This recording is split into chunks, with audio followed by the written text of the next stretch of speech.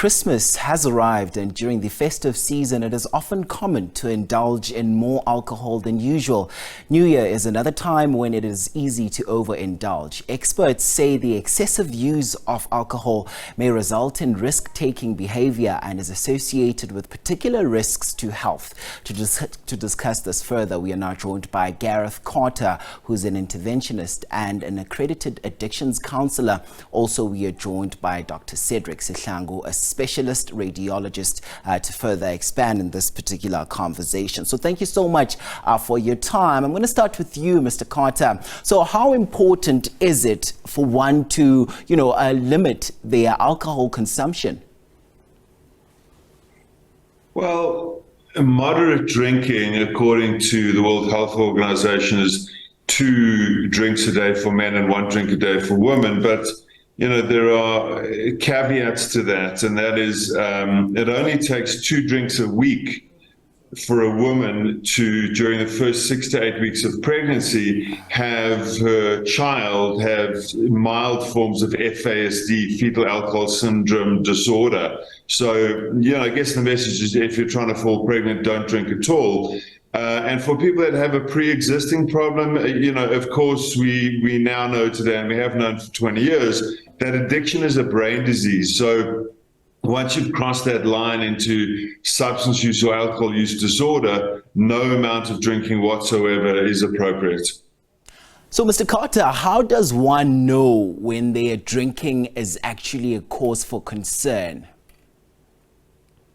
There are 11 diagnostic criteria we use to determine whether someone has mild, moderate, or severe alcohol use disorder. I guess the critical one of those criteria is loss of control. So if I have an alcohol use problem and drinking causes problems in my life, and I can reduce the drinking, thereby reducing the problem, then I'm in control. I have an element of the ability to reduce my drinking and the problems. If drinking is causing problems in my life, and despite those problems, I persist in drinking and creating even more havoc and problems in my work, family, social, physical, mental health, and I cannot stop, that loss of control would determine a problem. Dr. Sihlangu, let's bring you into the conversation now. Please perhaps give us a better understanding of what is the difference between binge drinking and alcoholism, and where does one draw the line? Thank you very much, Khadisi. Well, the simple definition really of binge drinking that is well established is that if you drink or consume alcohol in high volumes in a short period of time, that in itself is regarded as binge drinking. So some people would say if you drink to get drunk, that is binge drinking. The WHO definition would say that if you drink more than 4 drinks as a woman in 2 hours, or more than 5 drinks as a man in 2 hours, that is regarded as binge drinking. Now, alcoholism is more the chronic utilization of alcohol as a substance. And that would mean that you wake up in the morning, they talk about the cage criteria, where you wake up in the morning, you want an eye opener. Before you go to bed, you want an eye closer. Sometimes you feel guilty about your drinking habits, but nonetheless, you can't stop. You feel compelled to always have a drink. So that's really what it entails. Right now, Doc, why are people overindulging in terms of, drinking around this time of the year in particular? What really pushes them, and what are trends really pointing to, particularly when it comes to overindulging this time of the year? Well, it's a merry season. It's a season of celebration. People have, completed their degrees. Others would have, completed whatever goals they would have had in their lives. So it's time to go out there and celebrate. So it's that element of excitement that is around throughout the community, where people then begin to overindulge. But it's also historical and it's cultural. We know that many people migrant workers who would go to the big cities during the year, this is the time where they come home with bags full of money. Most companies are giving corporate bonuses or bonuses that employees would receive at this time of the year. So everyone has got pockets full of money, they're in a spending mode, and and they just want to celebrate. It is that celebration that sometimes becomes excessive and abused. And as a result, you have this phenomenon of alcohol abuse, which unfortunately results in numerous casualties, as you would have seen in many years in this time of the year. Multiple admissions in our casualties, secondary to the trauma that arises from substance abuse and the interpersonal violence that follows thereof. Doc, please speak to us about the effects of excessive alcohol consumption on the body and the brain. Great. So essentially, if we were to categorize them, it would be the short-term effects and what one could see as long-term. But maybe briefly to start with the long-term, myself as a radiologist, we're more obviously interested in the imaging of the body. And now with neuroimaging, we're able to determine the shape of the brain, and we're able to see different stages in your chronic alcohol abuse, that the brain itself begins to shrink over time. So it's called cerebral atrophy or brain atrophy, and also it affects the cerebellum, meaning that over time, your brain, literally, the matter of the brain becomes smaller. Now, that also has, manifestations where you've got cognitive decline. You're less functional as you would have been when you were, not a substance user or abuser. But in the short term, which is, I'm sure many who would have attempted alcohol would be aware of, alcohol is a CNS depressant, so it depresses the central nervous system. Now, your reaction time becomes a bit sluggish. You tend to have blurry vision if after consuming enough amount of alcohol. Your speech becomes slurred, even your judgment becomes impaired. And sometimes what it does, it causes frontal disinhibition, where you become overconfident and you engage more in risk-taking behavior.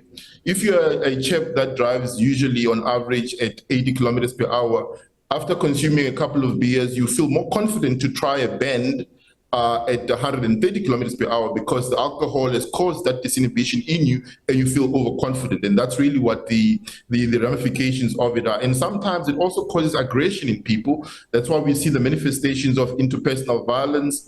We see these stabs that are coming into the various general hospital casualties, gunshots, and the myriad of other issues that come with that. It's purely on the substance and its impact on your physiology and psychology. Sure.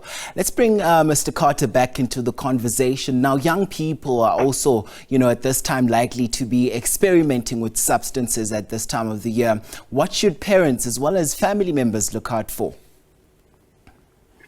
Well, young people are experimenting with substances at any time of the year. A normal part of growing up is testing limits and boundaries and trying to find yourself. Do I like to ride a motorcycle or drive a car? Do I like to wear, so a normal part of growing up is testing limits and boundaries, and a portion of that is secretive. So teenagers ordinarily, even with healthy behavior, hide things from their parents. When it becomes to experimenting with substances, things become very dangerous very quickly. As the doctor would know and so eloquently just spoke, the brain is not fully developed. We used to believe until 21. We now think in males it's around 25 and females around 23. Any substance use, whether it's alcohol or drugs, prior to that point is very unhealthy. And we know that most people that become addicted as an adult have tried and begun substances as a teenager. So it's very, very dangerous for teens to be doing this, particularly because the drugs that are out there now, the dacha around 30 or 40 years ago is about 200 to 250 times weaker than the dacha that's available today. So we see a lot of kids that smoke pots and become psychotic, and that's very serious. We had a young man last week who was naked on the roof of his mother's house on the phone to Elon Musk, waiting for Elon to come in a helicopter to drop off the $19 million that he owed this kid. So even dacha or ganja is a very dangerous drug for kids to be experimenting with.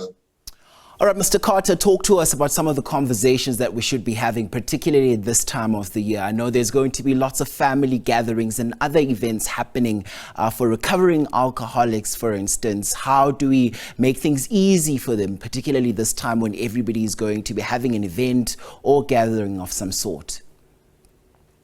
Well, about 50% of people who suffer with mental health disorders also are affected by substance misuse or abuse. And about 30% of alcoholics and 53% of addicted people have comorbidity or one or more mental health disorders. If the person is new in recovery or is struggling to get clean, it might make sense for the family to have a sober home across the festive season. But we find that once people have tapped into solid, stable, long-term sobriety, and that is once they've been through treatments and looked at the causes and conditions, the reasons as to how and why they've become addicted, but most importantly, what they can do to take some responsibility for getting into recovery and staying in recovery, then they stay sober regardless of whether they are in Miami or Moscow. They've gone through this internal corrective emotional experience, and the vast majority of them are okay to be around alcohol. But initially, if the person is struggling, it might make sense for the family to have a sober home. Gentlemen, I have to thank you so much for your time on the agenda this morning. Gareth Carter is an interventionist and accredited addictions counsellor, as well as Dr Cedric Sihlangu, who's a radiologist. Thanks very much indeed for your time on the agenda.